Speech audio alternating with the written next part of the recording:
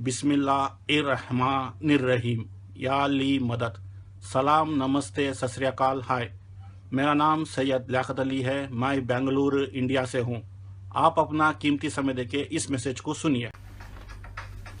यह मैसेज ना कोई मज़हब, धर्म या ज़ात पर नहीं है, सिर्फ इंसानियत के लिए है। और ना तो मैं कोई पॉलिटिशियन हूँ, ना सेलिब्रिटीज़, ना जर्नलिस्ट, ना कोई NGO चलाता हूँ। सिर्फ मैं आप जैसा एक आम हिंदुस्तानी हूँ, एक छोटा सा सेल्समैन हूँ। यह मैसेज वो सभी हिंदुस्तानियों के लिए है जो देश का फ्यूचर और देश का भला चाहते हैं। ना तो ये मेरा कोई पर्सनल इशू है, ना कोई मेरे पड़ोस में हुआ है, ना तो मेरे किसी भी दोस्तों के साथ हुआ है। मैं अपनी मन की बात शेयर करना चाहता हूँ, जो कि चाइल्ड ट्रैफिकिंग यानी बच्चों की तस्करी से जुड़ी हुई है।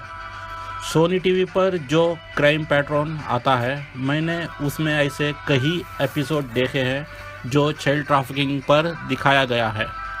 मैं सैल्यूट करता हूँ वो सारी क्राइम पैट्रोन टीम को और वो सभी अच्छे NGO को जो चाइल्ड ट्रैफिकिंग को रोकने का काम कर रहे हैं। ये चाइल्ड ट्रैफिकिंग का इशू मैं आप सभी से क्यों शेयर करना चाहता हूँ, क्योंकि चाइल्ड ट्रैफिकिंग का जो कारोबार है वो है सेक्स वर्कर, भिखारी, बाल मजदूर और घर के काम पर काम वाली के लिए बच्चों को उठाया जाता है और उनकी तस्करी की जाती है। क्या आप जानते हैं कि NCRB की रिपोर्ट के हिसाब से हर साल 60,000 से 70,000 बच्चों की तस्करी होती है, यानी हर 8 मिनट में एक बच्चा तस्करी का शिकार होता है। इनमें से सिर्फ 15% बच्चे मिल पाते हैं, 85% बच्चे नहीं मिलते हैं। मैंने इस पर बहुत सोच विचार किया, तभी मेरे दिल दिमाग में ये बात आई कि चाइल्ड ट्रैफिकिंग का जो कारोबार है वो है पैसा। लेकिन इस चाइल्ड ट्रैफिकिंग का अगर हम सब हिंदुस्तानी मिलकर कुछ ऐसा करें, क्या हम सब मिलकर इसमें के कुछ कारोबार का सफाया कर सकते हैं, जैसे कि भिखारी, काम वाली बाई और बाल मजदूर। भिखारी क्यों? क्योंकि जो आप और मेरे जैसे आम हिंदुस्तानी के बच्चे जो स्कूल जाते हैं, अच्छी पढ़ाई करते हैं, उनका फ्यूचर के लिए हम माँ और बाप कुछ सपने देखते हैं। अगर ऐसे ही बच्चों को उठाकर ये चाइल्ड ट्रैफिकिंग वाले उनकी ज़िंदगी और उनका पूरा फ्यूचर बर्बाद करते हैं, उनसे भीख मंगवाते हैं। आप ये मत सोचो कि हमारे बच्चों के साथ तो नहीं हुआ है, क्या पता कल तक पड़ोसी के बच्चे थे, आज हमारे बच्चों की बारी हो। किसी बच्चों के चेहरे पर एसिड डालकर चेहरा बिगाड़ते हैं, किसी बच्चों के हाथ या पैर तोड़ देते हैं, किसी बच्चों के आंख निकालकर अंधा बनाते हैं, और नहीं तो कुछ बच्चों को नशे का तलबगार बनाते हैं। ऐसे में इनसे भीख मंगवाया जाता है। ये बात बहुत से हिंदुस्तानी जानते हैं और कुछ लोग नहीं जानते हैं। तो मैंने सोचा हम सब मिलकर भिखारियों को पैसा देना बंद कर दें।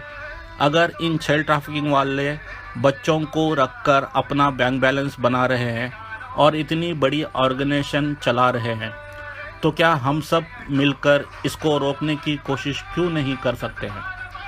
अगर इन चाइल्ड ट्रैफिकिंग वालों को बच्चों से पैसा कलेक्शन नहीं हुआ तो कुछ साल बाद ये चाइल्ड ट्रैफिकिंग ख़त्म हो सकती है, ये मेरा विश्वास है।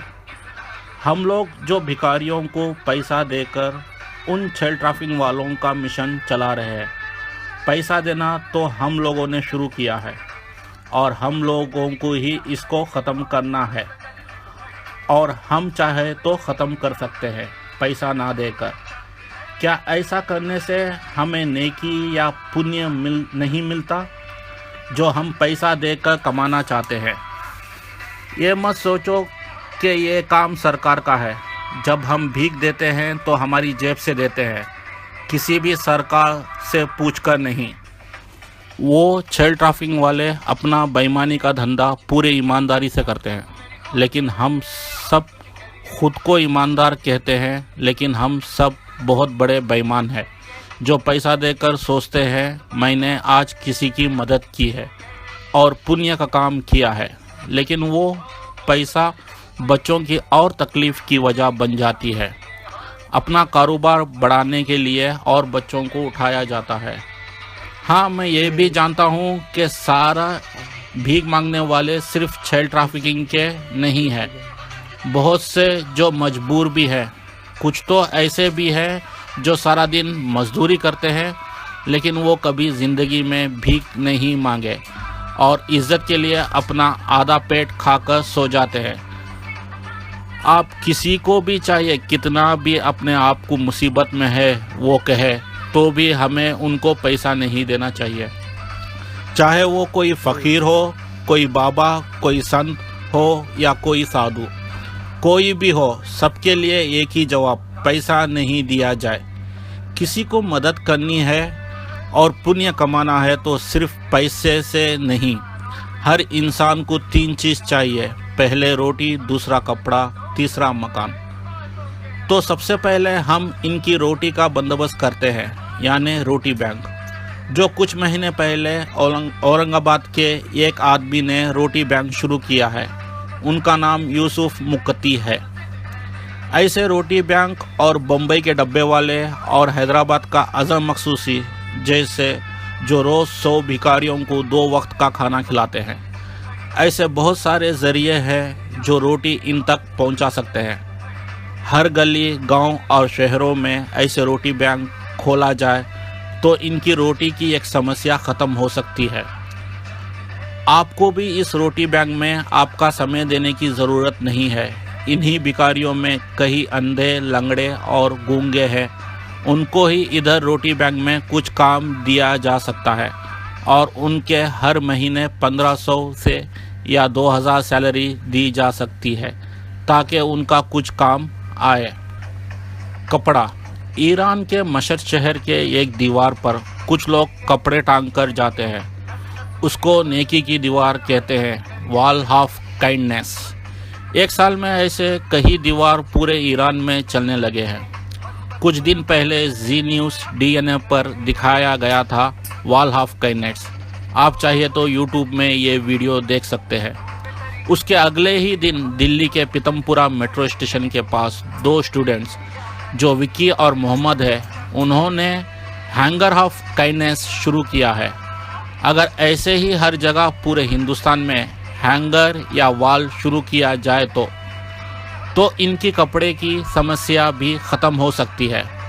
अब मकान के लिए ये सभी भिखारी ये क्यों सोचते हैं कि काम क्यों करें, जबकि ये सारा दिन धूप हो या बरसात हो, रात हो या दिन हो, गली गली और सिग्नल पर इतनी मेहनत करते हैं भीख मांगने के लिए। क्या वो किसी के घर पर काम वाली बाई का काम क्यों नहीं करते हैं? जबकि चाइल्ड ट्रैफिकिंग का ये एक कारोबार है जो कई बच्चों को घर के काम के लिए उठाया जाता है। यानी इतनी डिमांड है घर के काम वाली बाई के लिए, ये भीख मांगने वाले क्यों नहीं करते? इसके लिए कुछ ऐसा ID कार्ड दिया जाए इन लोगों को जो पूरी तरह पुलिस वेरिफिकेशन किया हो, तब जाकर इनका मकान की समस्या भी ख़त्म हो सकती है। क्या इन 85% बच्चों के स्कूल का बंदोबस्त कर सकते हैं? जी हाँ। पूरे हिंदुस्तान के जितने भी प्राइवेट स्कूल हैं, अगर हर स्कूल में 5 बच्चों को भी ये फ्री एजुकेशन देते हैं तो प्राइवेट स्कूल वालों का कुछ फ़र्क नहीं पड़ेगा। 700 से 1000 बच्चे से तो ये फ़ीस लेते हैं। अगर 5 बच्चों को हर साल फ्री में पढ़ाया गया तो, जबकि सरकार से कई योजना है जिससे स्कूल वालों को मदद मिल सकती है।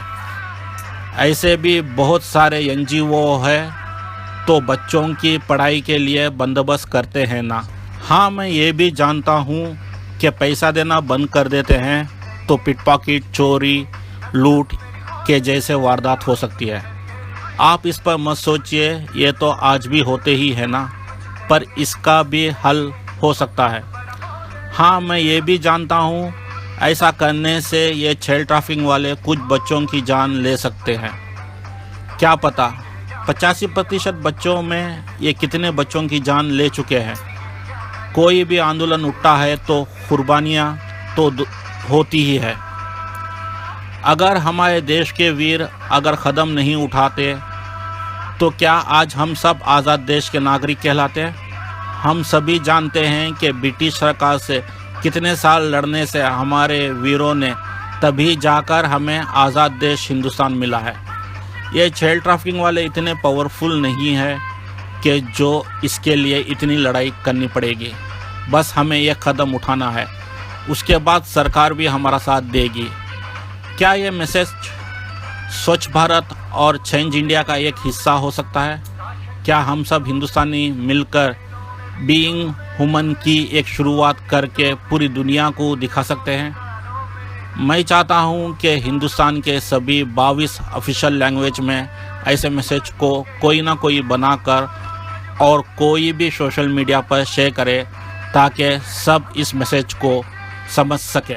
आपसे हाथ जोड़कर मैं विनती करता हूं, इस मैसेज को ज़्यादा से ज़्यादा शेयर करें। हमारी एक शुरुआत किसी का फ्यूचर बचा सकती है। जय हिंद।